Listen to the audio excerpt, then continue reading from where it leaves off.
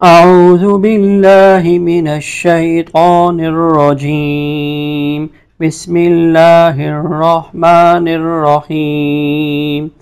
ومن نعمره ننكسه في الخلق أفلا يعقلون.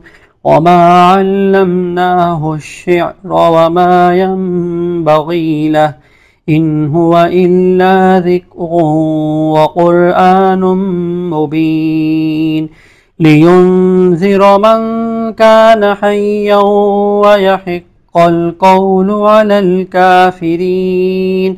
أولم يروا أنا خلقنا لهم مما عملت أيدينا أنعاما فهم لها مالكون وذللناها لهم فمنها ركوبهم ومنها يأكلون ولهم فيها منافع ومشارب أفلا يشكرون. واتخذوا من دون الله آلهة لعلهم ينصرون. لا يستطيعون نصرهم وهم لهم جند محضرون.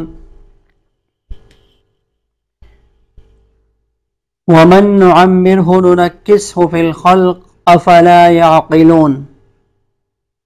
یہ سورہ یاسین کا آخری رکوع ہے.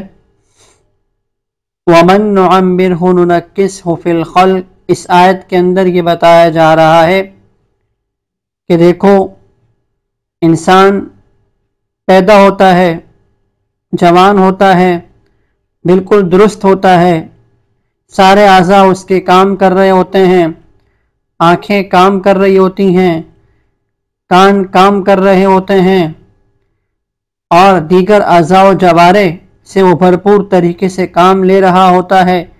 لیکن ایک وقت ایسا آتا ہے کہ وہ بالکل بوڑھا ہو جاتا ہے اور کانوں سے سنائی نہیں دیتا اور آنکھوں سے دکھائی نہیں دیتا، زبان سے بولنے میں مشکل پیش آ جاتی ہے، ہاتھوں سے پکڑنے میں مشکل پیش آ جاتی ہے، پاؤں سے چلنے میں مشکل پیش آ جاتی ہے. یہ تغیرات پیدا ہو جاتے ہیں، یہ تبدیلی آ جاتی ہیں. تو اللہ تعالیٰ فرما رہے ہیں اس آیت کے اندر کہ دیکھو جس طریقے سے یہ تبدیلیاں اللہ تعالیٰ پیدا کر دیتے ہیں کہ جس طریقے سے سارے کام کر رہا تھا، لیکن ایک وقت آ جاتا ہے، ایک مدت آ جاتی ہے کہ اس میں تبدیلی آ جاتی ہے. تو فرمایا کہ اسی طریقے سے جیسے ماقبل بتایا کہ اللہ تعالیٰ ان کی صورتوں کو مسخ کر دیتا ہے، تو اللہ تعالیٰ جس طریقے سے اس طرح اس کی زندگی میں تبدیلیاں پیدا کر سکتا ہے تو اس بات پر بھی قادر ہے کہ ان کی صورتوں کو مسخ کر دے. جیسے کہ پیچھے بتایا گیا تھا کہ خنازیر کسی کو خنزیر بنا دیا اور کسی کو بندر بنا دیا گیا، تو صورتوں کا مسخ کرنا واقع ہوا. یعنی اس طرح سے عذاب اللہ تعالیٰ واقع کرنا چاہے تو واقع کر سکتا ہے. وَمَن نُعَمِّرْهُ نُنَكِّسْهُ فِي الْخَلْقِ أَفَلَا يَعْقِلُونَ. ومن اور جس کو نعمر ہم لمبی عمر دیتے ہیں. نعمر تعمیر سے نکلا ہے اور اس کا ترجمہ ہوتا ہے لمبی عمر دینا، یعنی جس کو ہم لمبی عمر دیتے ہیں. ننکسہ فی الخلق، اسے ہم اوندہ کر دیتے ہیں. ننکس ہم اسے اوندہ کر دیتے ہیں فی الخلق یعنی تخلیقی اعتبار سے، پیدائش میں تخلیقی اعتبار سے، جس کی تشریح میں نے ابھی بتا دیا آپ کو کہ کس طریقے سے تبدیلیاں آ جاتی ہیں. افلا یعقلون، کیا پھر بھی وہ سمجھتے نہیں ہیں. ومن نعمرہ، اور جس کو ہم لمبی عمر دیتے ہیں، ننکس ہو تو ہم اس کو اوندہ کر دیتے ہیں فی الخلق کی پیدائش میں، یعنی تبدیلی آ جاتی ہے نا. لمبی عمر ہوتی ہے، 70-80 سال کے ہو گئے تو اب ویسی تو نہیں جیسی جوانی کے اندر تھے اعضاء، ویسا نہیں ہوتا، تبدیلیاں آ جاتی ہیں. تو اسی کو بتایا جا رہا ہے فلا یعقلون، کیا پھر بھی وہ سمجھتے نہیں ہیں. وما علمناه الشعر وما ينبغي له ان هو الا ذکر وقرآن مبین. وما علمناه الشعر، اور ہم نے ان کو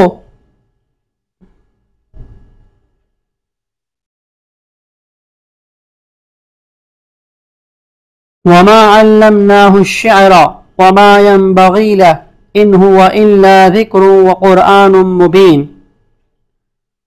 وما علمنا تعلیم سے نکلا ہے، سکھانے کو کہا جاتا ہے نا، تعلیم و تعلم. تعلیم جیسے کہ تعلیم و تعلم بولا جاتا ہے اردو میں بھی، تو یہ عربی کا لفظ ہے. تعلیم کہتے ہیں سکھانے کو، تو علمنا اسی تعلیم سے نکلا ہے. وما علمنا، اور ما یہاں پہ نفی کے معنی میں ہے، اور ہم نے نہیں سکھایا ہو یعنی آپ صلی اللہ علیہ وسلم کو شعر. وما ينبغي له، اور یہاں بھی ما جو آگے آ رہا ہے یہ بھی نفی کے معنی میں ہے. وما ينبغي له، اور نہ ہی یہ ان کے مناسب ہے، اور ہم نے ان کو شعر نہیں سکھایا اور نہ یہ ان کے مناسب ہے. ان ہوا الا ذکر وقرآن مبین. ان ہوا، ان یہاں پہ نفی کے معنی میں، جیسے میں نے پچھلے نشست میں بتایا تھا کہ ان کے بعد اگر الا آ رہا ہو تو وہ نفی کے معنی میں ہوتا ہے، تو نفی کے معنی میں ہے. اور ہوا کا مطلب ہوتا ہے وہ، نہیں ہے وہ یعنی قرآن، الا مگر، ذکر نصیحت، وقرآن مبین، اور ایک ایسا قرآن ہے مبین جو کھول کھول کر بیان کرتا ہے. یعنی یہ تو ایک نصیحت کی بات ہے، اور ایسا قرآن ہے جو حقیقت کو کھول کھول کر بیان کرتا ہے. وہ کہتے تھے نا کہ قرآن جو ہے کوئی شعر ہے، یعنی اور پیغمبر جو ہیں پیغمبر کو یعنی آپ صلی اللہ علیہ وسلم کو وہ لوگ شاعر کہا کرتے تھے کہ آپ صلی اللہ علیہ وسلم جو ہے وہ شاعر ہیں. وہ اس طریقے سے یعنی کہ باتیں کیا کرتے تھے. تو اس آیت کے اندر بتایا جا رہا ہے، نفی کی جا رہی ہے اور بتایا جا رہا ہے کہ دیکھو کہ یہ قرآن جو ہے یہ کوئی شعر کی کتاب نہیں ہے، یہ کوئی شعر نہیں ہے، اور ہم نے آپ کو شعر سکھایا بھی نہیں ہے. بڑا پیارا ترجمہ کیا تھا حکیم الامہ تھانوی رحمۃ اللہ علیہ نے. یہاں پر اس کا ترجمہ جو کیا ہے نا وہ یہ کہ ہم نے آپ کو شاعری نہیں سکھائی. ہم نے آپ کو، ترجمہ تو یوں بھی ہو سکتا ہے کہ ہم نے آپ کو شعر نہیں سکھایا، لیکن یہ جو ترجمہ ہے نا بڑا پیارا ہے کہ ہم نے آپ کو شاعری نہیں سکھائی. شاعری ہوتا ہے ایک تو ہوتا ہے نا، کبھی کوئی آدمی ایسا ہوتا ہے جو شاعر نہیں بھی ہوتا، وہ بھی ایک دو شعر کہہ دیتا ہے. جیسے کہ روایت میں آتا ہے کہ آپ صلی اللہ علیہ وسلم نے ایک مرتبہ جو ہے وہ یعنی کہ ایک شعر جو ہے وہ کہا ہے. حضرت عائشہ رضی اللہ تعالیٰ عنہ سے کسی نے پوچھا کہ آپ صلی اللہ علیہ وسلم کبھی کوئی شعر پڑھتے تھے؟ تو آپ نے فرمایا کہ نہیں، البتہ ایک شعر پڑھا تھا اور اس میں کچھ تبدیلی بھی کی. تو ابو بکر رضی اللہ تعالیٰ عنہ فرمانے لگے یا رسول اللہ یہ شعر تو اس طرح نہیں ہے. تو آپ نے فرمایا کہ میں شاعر نہیں ہوں اور نہ میرے لیے شعر و شاعری مناسب ہے. تو معلوم کیا ہوا کہ آپ صلی اللہ علیہ وسلم جو ہے وہ شاعر نہیں ہیں. وما علمناہ الشعر، ہم نے ان کو شاعری نہیں سکھائی ہے، ہم نے ان کو شاعری نہیں سکھائی ہے. یہاں ایک سوال پیدا ہوتا ہے ذہن میں. سوال یہ پیدا ہوتا ہے کہ عرب تو وہ ایسی قوم تھی نا جو کہ فطرتی اعتبار سے کیا ہے شعر و شاعری میں ڈوبی ہوئی تھی. یعنی شعر و شاعری بہت زیادہ ان کے ہاں تھی. عورتیں کیا، بچے کیا، بے ساختہ فی البدی شعر کہتے تھے. یہاں تو شعر کہنے کے لیے سوچنا پڑتا ہے نا، شعر بنانے کے لیے بہت کم لوگ ایسے ہوتے ہیں جو فی البدی شعر کہتے ہیں. اور عرب کے اندر تو عام معمول ایسا تھا، بچے اور بڑے اور بوڑھے اور عورتیں جو ہے وہ بے ساختہ جو ہے فی البدی شعر جو ہے وہ کہتے تھے. وہ شعر کی حقیقت سے پوری طرح واقف تھے کہ شعر کیا ہوتا ہے. سوال پیدا ہوتا ہے کہ انہوں نے آپ صلی اللہ علیہ وسلم کو شاعر جو ہے وہ کس اعتبار سے کہا، اور قرآن کو شعر کی کتاب یعنی کس اعتبار سے شعر کہا. کیونکہ نہ تو قرآن جو ہے وہ وزن شعری کا، شعر کے اندر تو کیا ہوتا ہے ایک مصرع ہوتا ہے، دوسرا مصرع ہوتا ہے، اس کے ایک جیسے مصرے ہوتے ہیں نا، آخری جو حرف ہوتا ہے وہ ایک جیسے آ رہا ہوتا ہے اوپر نیچے. قرآن میں تو اس طرح نہیں ہے. قرآن تو وزن شعری کا پابند نہیں ہے، اور نہ ہی اس طریقے سے شعر کی جو اور باتیں ہیں وہ چیزیں اس میں نہیں ہیں. تو وہ تو بڑے ماہر تھے شعر کے اندر، تو انہوں نے قرآن کو شعر کیسے کہا اور آپ صلی اللہ علیہ وسلم کو شاعر کیسے کہا؟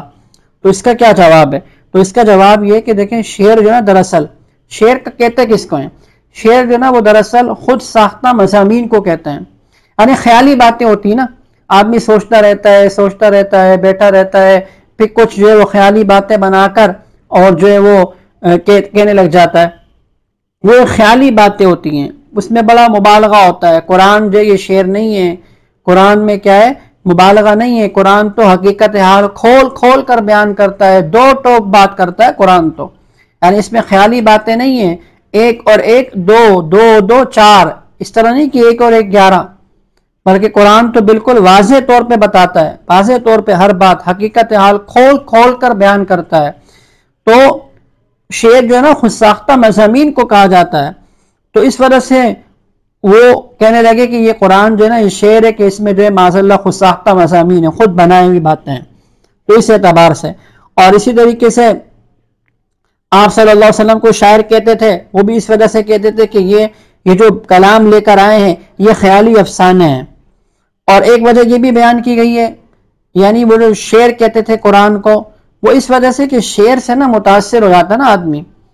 شعر بسا اوقات ایسے شعر ہوتے ہیں کہ آدمی کا دل عجیب ہو جاتا ہے۔ علامہ اقبال آپ جانتے ہیں کتنا بڑا شاعر ہے، شاعر مشرق علامہ اقبال رحمہ اللہ تعالی، تو کیسے پیارے پیارے شعر کہے۔ اس طرح اور بھی شعر ایسے ہوتے ہیں کہ آدمی اس سے متاثر ہو جاتا ہے، یعنی ایک خاص اثر رکھتا ہے نا شعر۔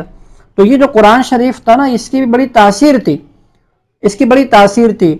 بعض مشرکین ایسا کرتے تھے کہ جب وہ اسلام نہیں لائے تھے تو چھپ چھپ کر آ کے قرآن سنتے تھے اور آتے تھے اور کہتے تھے کہ عجیب جو ہے وہ کیا ہے، ہم نے سنا ایسا کلام عجیب، جیسے واقعات مختلف آئیں گے تو اس کا ایک اثر ہوتا تھا۔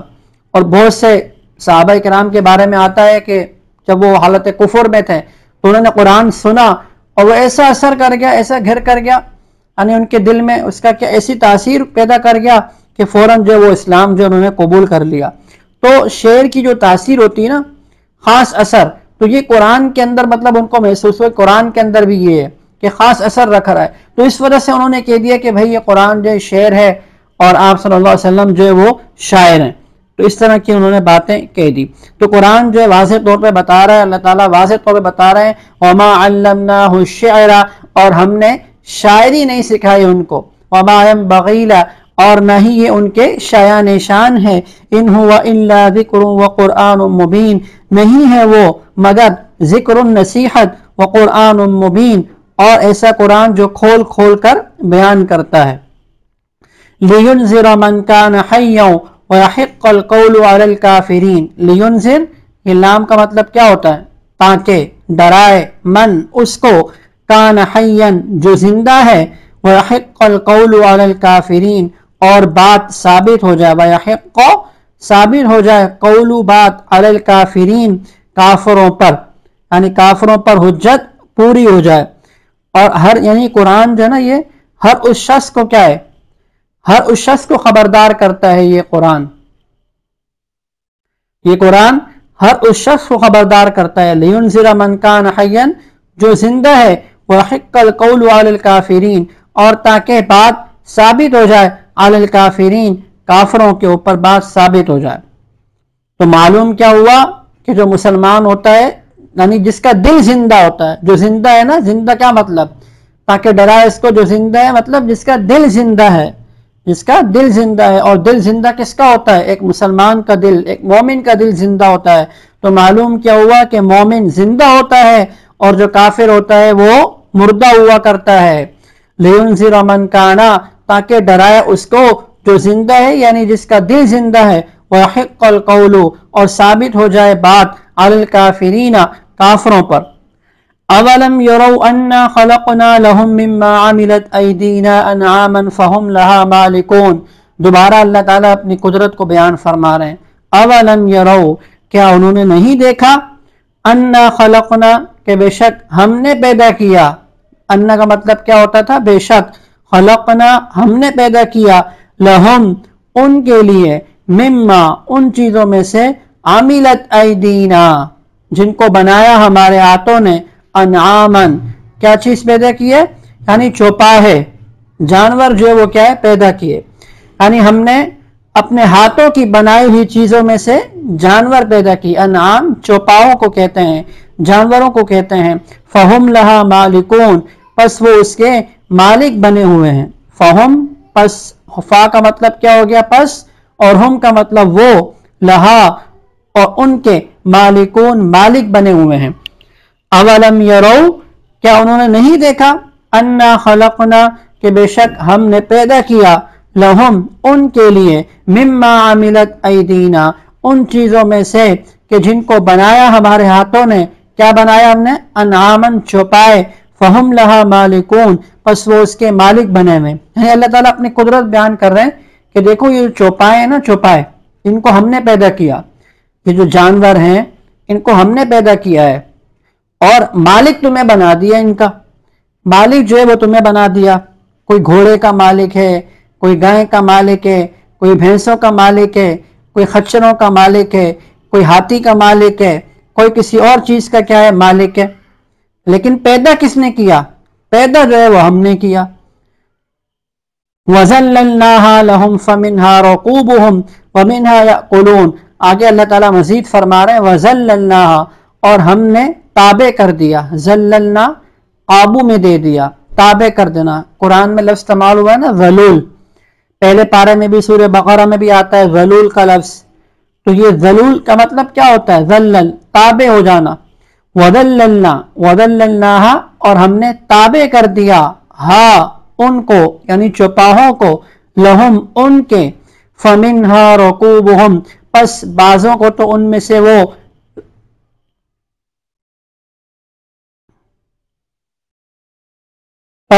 بعضوں میں سے تو ان کو وہ کھاتے ہیں اور بعضوں پر وہ لوگ سوار ہوتے ہیں.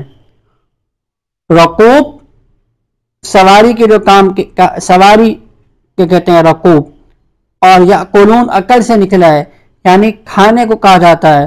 یعنی اللہ تعالیٰ فرما رہے ہیں اس آیت کے اندر کہ دیکھو جانوروں کو ہم نے کیا ہے تمہارے قابو میں دے دیا.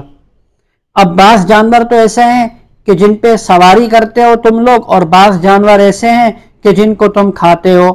جیسے گدھا ہو گیا، خچر ہو گیا، گھوڑا ہو گیا، ہاتھی ہو گیا، ان کے اوپر سواری کرتے ہو، یعنی سواری بنایا ہوا ہے، یا تو خود سوار ہو جاتے ہو یا کوئی سامان وغیرہ ان کے اوپر لاتے ہو. اور بعضوں کو تم کیا کرتے ہو؟ کھاتے ہو. جیسے گائے ہیں، بھینس ہے، بکرا ہے، بکری ہے. تو یہ جانور ہیں، چوپائے ہیں، لیکن فرمایا کہ ان کو کیا ہے تم کھاتے ہو. یعنی بعضوں کو پر کیا ہے سواری کرتے ہو اور بعضوں کو تم کیا ہے کھاتے ہو. ہم نے تمہارے قابو میں دے دیا. دیکھیں جانور کتنا بڑا ہوتا ہے. ایک بھینس دیکھ لیں، اس کا وزن کتنا ہوگا؟ انسان کا وزن تو اس کے مقابلے میں کچھ بھی نہیں ہے. جتنا یہ بڑی بڑی بیلوں کا وزن ہوتا ہے اور بڑی بڑی بھینسوں کا وزن ہوتا ہے، اور اسی طریقے سے بسا اوقات اونٹ کتنا بڑا ہوتا ہے، انسان اس کے مقابلے میں دیکھا جائے کتنا چھوٹا ہوتا ہے. لیکن اللہ تعالیٰ دیکھیں کیسے جو قابو میں دے دیتے ہیں آدمی کے.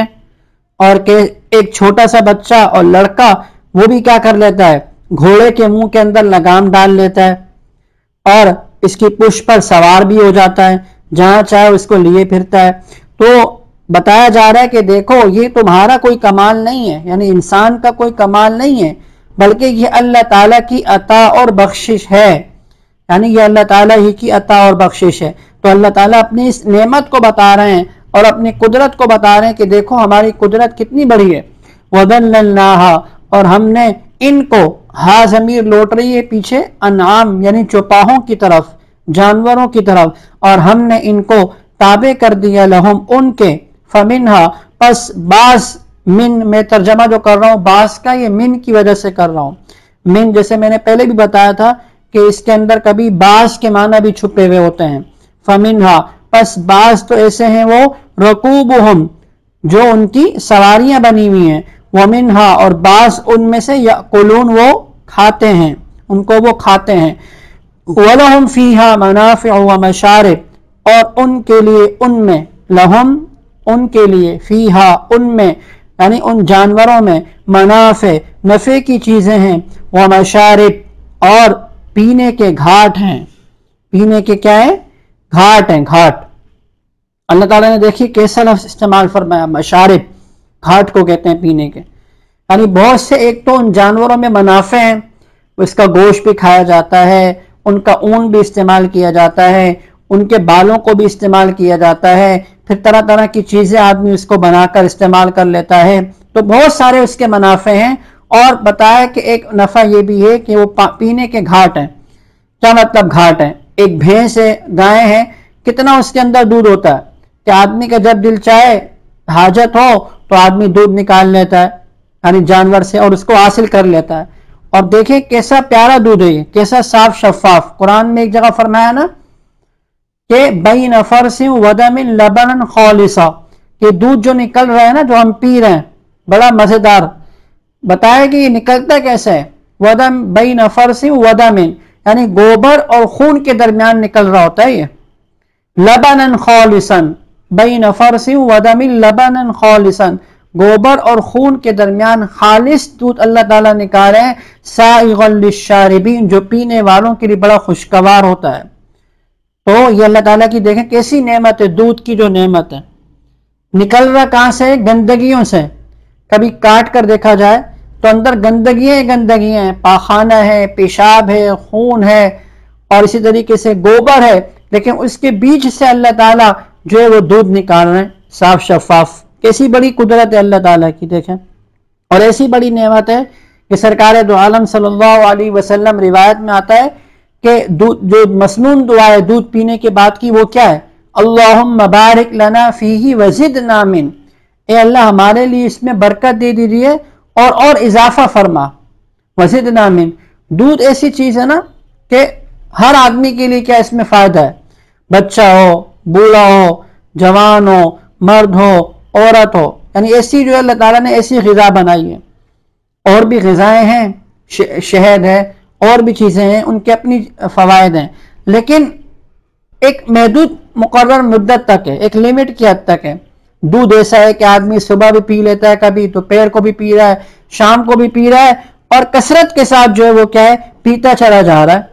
ایسی بڑی نعمت ہے، اے اللہ ہمارے لیے اس میں برکت عطا فرما اور ہمیں اضافہ فرما۔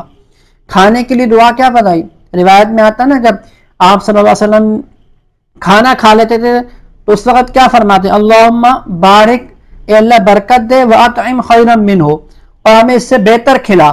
لیکن دودھ کے بارے میں کیا فرمایا؟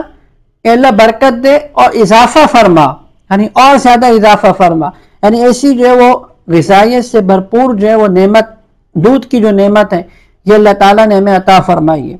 دیکھیے اس آیت کے اندر اس نعمت کو بیان کیا جا رہا ہے، وَلَهُمْ، اور ان کے لیے، فِيهَا، ان میں، یعنی جانوروں میں، منافع، نفع کی چیزیں ہیں، اور مشارب، اور پانی کے گھاٹ ہیں، افلا یشکرون، کیا وہ شکر نہیں کرتے؟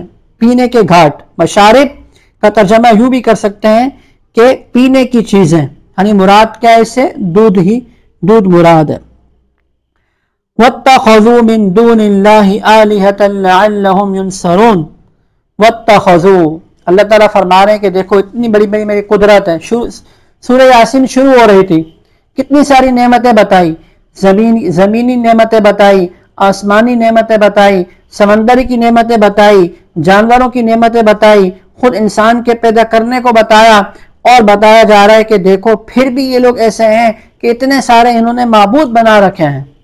یعنی ہونا تو یہ چاہیے تھا نا کہ ایک اللہ کی مانتے، اللہ ہی کو معبود بناتے، لیکن وَاتَّخَذُوا، اور انہوں نے بنا لیا، من دون اللہ، اللہ کے علاوہ، آلِہَةً، بہت سارے معبود بنا لیے ہیں، اللہ کو چھوڑ کر بہت سارے معبود بنا لیے ہیں، لَعَلَّهُمْ يُنصَرُونَ، تاکہ وہ ان کی مدد کر سکیں، یعنی وہ ان کے کام آ جائیں۔ یعنی ان کا نظریہ اور عقیدہ یہ ہے کہ بھئی ہم ان کو معبود بنا رہے ہیں، بتوں کو، خدا کے علاوہ دیگر چیزوں کو معبود بنا رہے ہیں۔ کوئی کسی بت کو معبود بنایا ہوا ہے، کسی نے اپنی خواہشات کو معبود بنایا، جیسے قرآن میں آتا نا دوسری جگہ، أَفَرَأَيْتَ مَنِ اتَّخَذَ إِلَٰهَهُ هَوَاهُ، بھلا آپ نے دیکھا اس شخص کو کہ جس نے اپنی خواہشات کو الہ بنا لیا؟ کسی نے مال و دولت کو الہ بنا لیا، کسی نے اپنی خواہشات کو الہ بنا لیا، اور کسی نے جو ہے بتوں کو معبود بنا لیا۔ وَاتَّخَذُوا مِن دُونِ اللَّهِ، بتایا جا رہا ہے کہ انہوں نے اللہ کے علاوہ بہت سارے معبود بنا رکھے ہیں، لَعَلَّهُمْ يُنصَرُونَ، تاکہ ان کی مدد کی جائے، تاکہ وہ ان کی مدد کر سکیں، ان کے کچھ کام آ سکیں۔ اللہ تعالیٰ فرما رہے ہیں لا يستطيعون، آگے فرما رہے ہیں لا يستطيعون، وہ استطاعت نہیں رکھ سکتے ہیں، نصرہم، ان کی مدد کی۔ یعنی یہ جو بت ہیں، جو بنائی ہوئی دیویاں وغیرہ ان لوگوں نے، بتایا جا رہا ہے کہ یہ تو ان کی مدد نہیں کر سکتے، استطاعت ہی نہیں رکھتے، قدرت ہی نہیں رکھ سکتے ان کی مدد کی۔ وَهُمْ لَهُمْ جُنْدٌ مُحْضَرُونَ، اور وہ ان کے لیے، جند کہتے ہیں لشکر کو، اور جندی عربی میں کہتے ہیں فوجی کو، جند کہتے ہیں لشکر کو۔ وَهُمْ لَهُمْ، اور وہ ان کے لیے جندن لشکر ہیں، محضرون جو حاضر کیے جائیں گے، یعنی وہ ان کے لیے کیا ہوں گے؟ لشکر ہوں گے جو حاضر کیے جائیں گے۔ دیکھیں اس کی تین تفسیریں ہیں، تین مطلب اس کے ہو سکتے ہیں، اس کو سمجھ لیں۔ بظاہر ترجمے سے سمجھ میں نہیں آ رہا مطلب کیا ہے، اور وہ ان کے لیے جندن لشکر ہیں، محضرون جو جن کو حاضر کیا جائے گا۔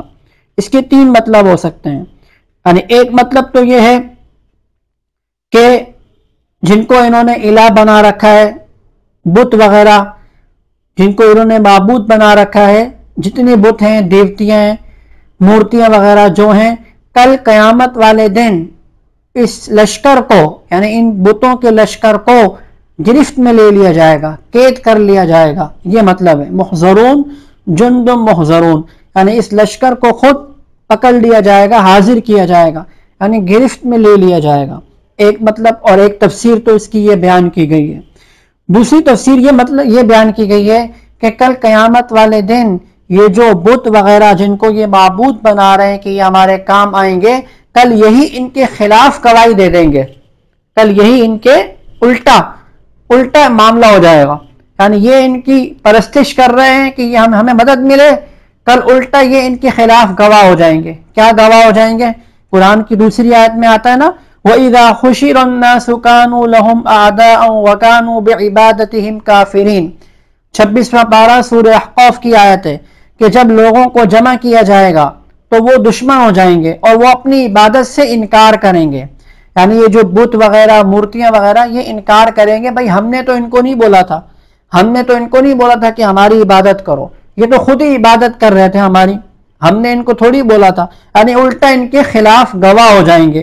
تو ایک تفسیر اس کی یہ بھی ہو سکتی ہے جندم وہم لہم جندم محضرون کی، اور ایک مطلب یہ بھی ہو سکتا ہے کہ ان کا کہنا یہ ہے کہ ہم ان کی پرستش کرتے ہیں تاکہ ہم یہ ہماری مدد کریں، حالانکہ یہ تو ایسا لشکر ہے کہ جس کی خدمت یہ خود کر رہے ہیں، یعنی ہونا تو یہ چاہیے تھا نا کہ یہ معبود بنے ہوئے ان کے، تو یہ ان کے کام آتے ہیں، لیکن یہ ان کی خدمت کر رہے ہوتے ہیں۔ آپ نے دیکھا ہوگا کہ جو لوگ بتوں کی پرستش کرتے ہیں کیسے ان کو سنبھال کے رکھتے ہیں، کہیں جا رہے ہیں تو بیگ کے اندر لے کے جا رہے ہیں، گھر کے اندر رکھ رہے ہیں تو اس کی صفائی کر رہے ہیں، اس کو سجا رہے ہیں، کبھی اس کے ساتھ کیسا معاملہ کر رہے ہیں، اس کی حفاظت اپنی جان سے بھی زیادہ کر رہے ہیں، تو یہ کیا ہے؟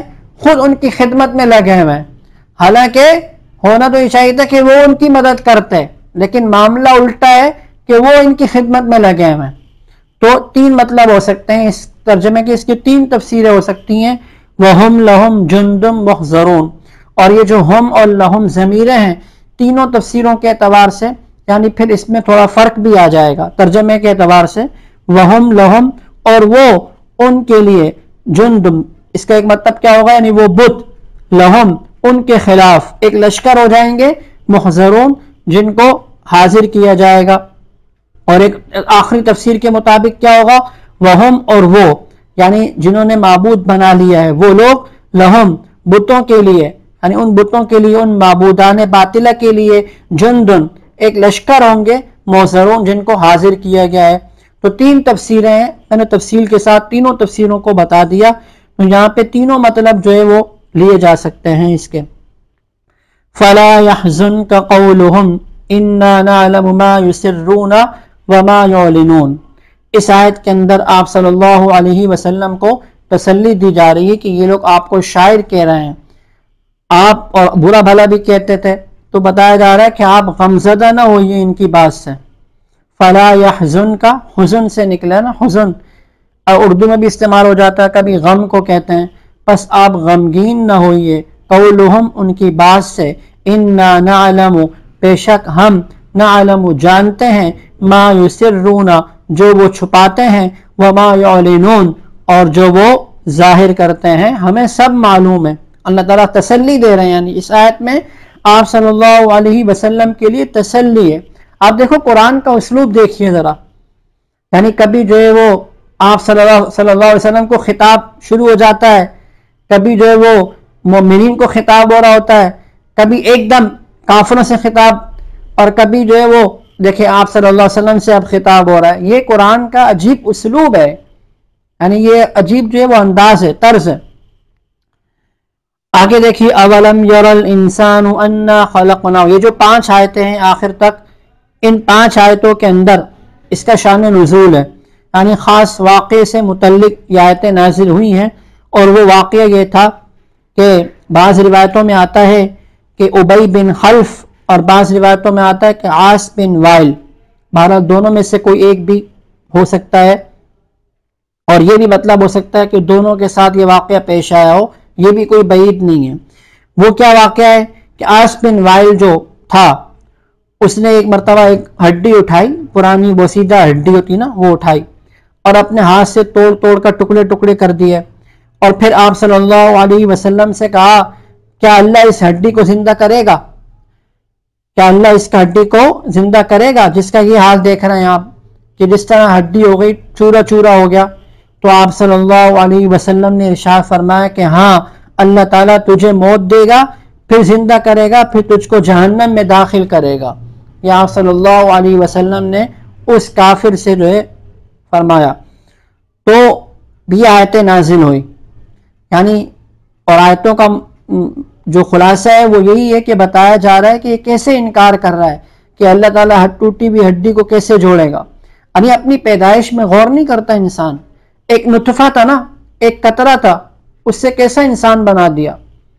اور جب ایک قطرے سے انسان اللہ تعالیٰ بنا سکتا ہے، ایک ناپید بالکل یعنی بے جان، تو کیا اللہ تعالیٰ اس پر قادر نہیں ہے کہ ہڈیاں بوسیدہ ہو جائیں، ان کو دوبارہ پیدا کر دے، دوبارہ ان کو زندہ کر دے؟ تو ان آیتوں کے اندر جو ہے اس بات کو بتایا جا رہا ہے، اولم یر الانسان، کیا انسان نہیں دیکھتا؟ یرا رؤیت سے نکلا ہے، دیکھنے کو کہتے ہیں، اور لم نفی کے معنی میں ہے، کیا نہیں دیکھتا انسان؟ انا خلقناہ، کہ بے شک ہم نے پیدا کیا اس کو، من نطفۃ، نطفے سے، فاذا ہوا خصیم مبین، پھر اچانک وہ خصیم مبین، خصیم کسے کہتے ہیں؟ جھگڑالو، یعنی جھگڑا کرنے لگا، مبین کھلم کھلا، یعنی کھلم کھلا جھگڑا کرنے لگا، کھل کر جھگڑا کرنے لگا، یعنی اشارہ اسی کافر کی طرف ہے کہ جس نے جو ہے بالکل کھلم کھلا یہ بات کہی تھی کہ بھئی ہڈی ٹوٹ گئی ہے، اس کو اللہ کیسے زندہ کرے گا؟ تو اللہ تعالیٰ فرما رہے ہیں اولم یر انسان، کیا انسان نہیں دیکھتا؟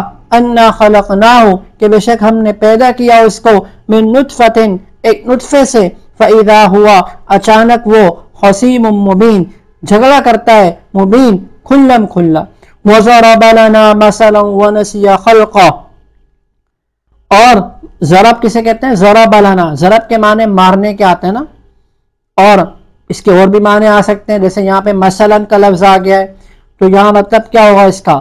بنانا، یعنی اور بناتا ہے لنا، ہمارے لیے، مثلاً مثال، اور ہمارے بارے میں باتیں بناتا ہے، ہمارے بارے میں باتیں بناتا ہے، وَنَسِيَ خَلْقَ، اور اپنی پیدائش کو بھول گیا، نسیہ نسیان سے نکلا ہے، نسیان سے نکلا ہے۔ یہ جو فرمایا نا ضرب لنا مثلاً، یعنی ہمارے لیے مثل بناتا ہے، کیا مطلب؟ ضرب مثل سے مراد وہی جو واقعہ ہے نا کہ وسیدہ ہڈی اٹھا کے ٹکڑے ٹکڑے کر کے کیا کہتا ہے کہ اس کو دوبارہ کون زندہ کرے گا؟ یہ جو اس نے بات بنائی ہے تو اس کا ذکر ہو رہا ہے، ضرب لنا مثلا ونسی خلقہ، اور بھول جاتا ہے خلقہ، اپنی پیدائش کو، نسیہ نسیان سے نکلا ہے، نسیان بھولنے کو کہتے ہیں نا، ونسیہ، اور اپنی پیدائش کو کیا ہے؟ بھلا بیٹھا ہے۔ قال من یحیی العظام، قالا کیا کہتا ہے؟ قالا کہتا ہے من، کون، من مطلب کون، یحیی زندہ کرے گا، العظام، عظم کی جمع ہے، ہڈی کو کہتے ہیں، ہڈیوں کو، یعنی ہڈیوں کو کون زندہ کرے گا؟ وہی رمیم، حالانکہ وہ رمیم گل چکی ہیں، یعنی بوسیدہ ہو چکی ہیں، تو ان کو کون جو ہے وہ زندہ کرے گا؟ یہ وہ کہتا ہے۔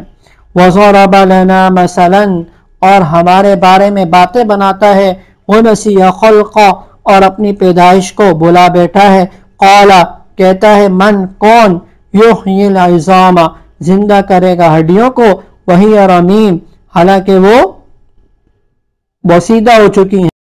قُلْ يُحْيِيهَا الَّذِي أَنشَأَهَا أَوَّلَ مَرَّةٍ وَهُوَ بِكُلِّ خَلْقٍ عَلِيمٌ، قُلْ یعنی آپ فرما دیجئے، یعنی آپ صلی اللہ علیہ وسلم کو خطاب کیا جا رہا ہے، اور آپ فرما دیجئے یحیی زندہ کرے گا ہاں ان کو یعنی ہڈیوں کو، الذی کون یعنی جس نے، انشأہا انشاء پیدا کرنا، جس نے پیدا کیا تھا ہاں ان کو، اول مرہ پہلی مرتبہ، جس نے پہلی مرتبہ پیدا کیا تھا وہی کیا ہے ان کو زندگی دے گا، وَهُوَ بِكُلِّ خَلْقٍ عَلِيمٍ اور وہ پیدا کرنے کا ہر کام جانتا ہے، وَهُوَ اور وہ بِكُلِّ خَلْقٍ یعنی ہر پیدا کرنے کا جو کام ہے، علیم بہت زیادہ جانتا ہے، وَهُوَ بِكُلِّ خَلْقٍ عَلِيمٍ اور وہ پیدا کرنے کا ہر کام بہت زیادہ جانتا ہے۔ قُلْ یحیی آپ فرما دیجئے یحیی زندہ کرے گا ہاں ان کو، الذی انشأہا جس نے پیدا کیا تھا ان کو، اول مرہ پہلی مرتبہ، وَهُوَ بِكُلِّ خَلْقٍ اور وہ ہر پیدا کرنے کا کام علیم بہت زیادہ جانتا ہے۔ الذی جعل لکم من الشجر الاخضر آگے اللہ تعالیٰ مزید فرما رہے ہیں، جس نے جعل بنایا لکم تمہارے لیے، من الشجر الاخضر سبز درخت سے، شجر کسے کہتے ہیں درخت کو، اور اخضر کہتے ہیں سبز کو عربی میں، سبز درخت سے، نارن آگ، فَإِذَا أَنْتُمْ مِنْهُ تُوقِدُونَ فَإِذَا پھر تم منہ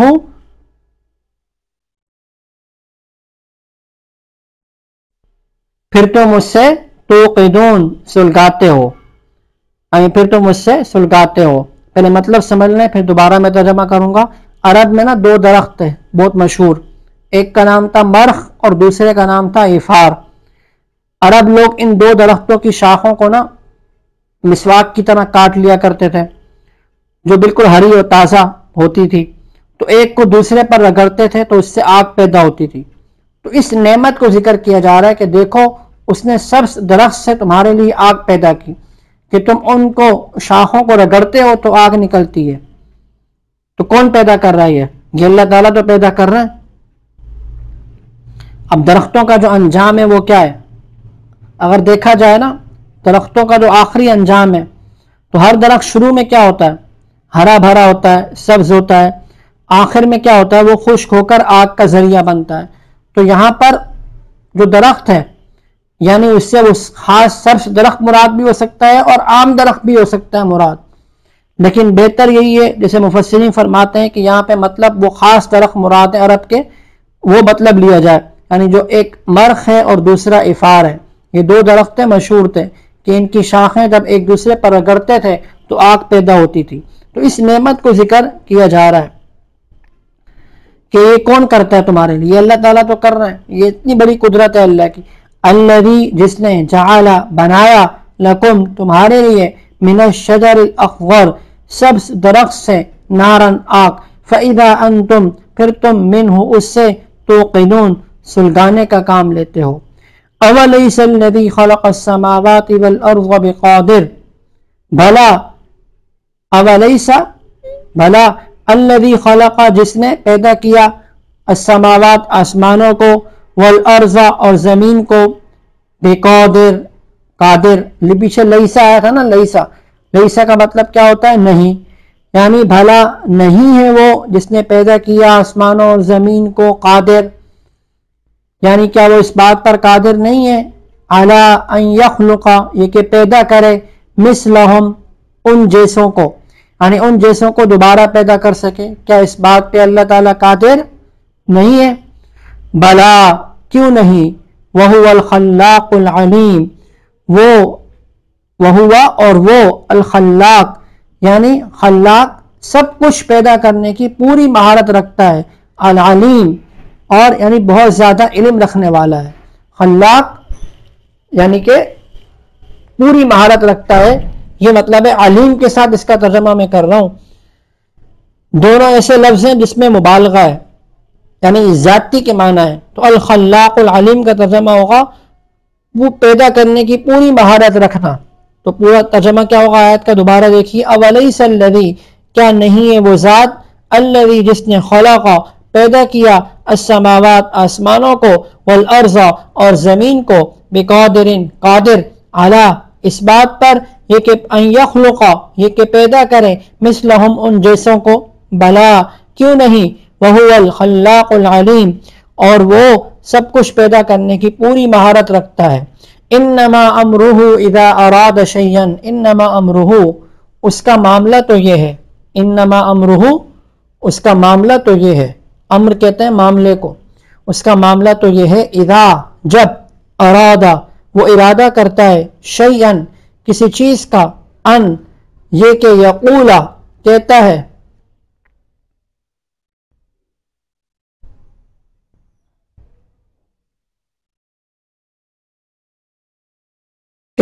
اس سے یقول لہو کہتا ہے اس سے کن ہو جا فیکون پس وہ ہو جاتی ہے یعنی کیا مطلب کہ اللہ رب العزت جب کسی چیز کو پیدا کرنا چاہے نا تو انسانی مصنوعات کی طرح اس کی ضرورت نہیں پڑتی ہے کہ پہلے مواد جمع کیا جائے پھر کاریگر بلائے جائیں پھر ایک مدت تک کام کر کے وہ چیز تیار ہو بلکہ جب وہ جس وقت جس چیز کو پیدا فرمانے چاہیں ان کو صرف حکم دے دینا کافی ہوتا ہے کہ پیدا ہو جا تو جس چیز کو وہ حکم ملتا ہے فوراً اللہ تعالیٰ کے حکم کے مطابق وجود میں آ جاتی ہے وہ الگ بات ہے کہ مصلحتاً اس میں اللہ تعالیٰ کی حکمت ہوتی ہے کہ کوئی چیز تدریجاً آہستہ آہستہ وجود میں آتی ہے اور کوئی چیز ایسی ہے جو فوراً کیا ہے پیدا ہو جاتی ہے تو بہرحال اللہ تعالیٰ جو ہے اس کو انسان کی مصنوعات کی طرح ضرورت نہیں پڑتی کسی چیز کو بنانے کی پیدا کرنے کی انما امرہ اس کا معاملہ تو یہ ہے اذا جب ارادہ وہ ارادہ کرتا ہے شیئن کسی چیز کا ان یہ کہ یقولا کہتا ہے لہو اس سے کن ہو جا فیکون وہ ہو جاتی ہے فسبحان الذی بیدہ ملکوت کل شیء والیہ ترجعون پس پاک ہے وہ ذات جس کے قبضے میں ملکوت حکومت ہے کل شیء ہر چیز کی والیہ اور اسی کی طرف ترجعون تم سب کو لٹایا جائے گا وسبحان الذی پس پاک ہے وہ ذات الذی بیدہ جس کے قبضے میں ملکوت حکومت ہے کل شیء ہر چیز کی والیہ ترجعون اور اسی کی طرف تم سب کو لٹایا جائے گا الحمدللہ ہماری سورہ یاسین جو ہے وہ آج مکمل ہو گئی ہے اور انشاءاللہ تعالی اگلی نشست کے اندر سورۃ الکہف وہ شروع کریں گے کیونکہ یہ بھی روزمرہ میں پڑھی جانے والی صورتوں میں سے ایک صورت ہے اور ہر جمعے عموماً لوگ پڑھتے ہیں اس کو تو سورہ کہف کی انشاءاللہ تعالی جو ہے وہ شروع کریں گے السلام علیکم ورحمۃ اللہ وبرکاتہ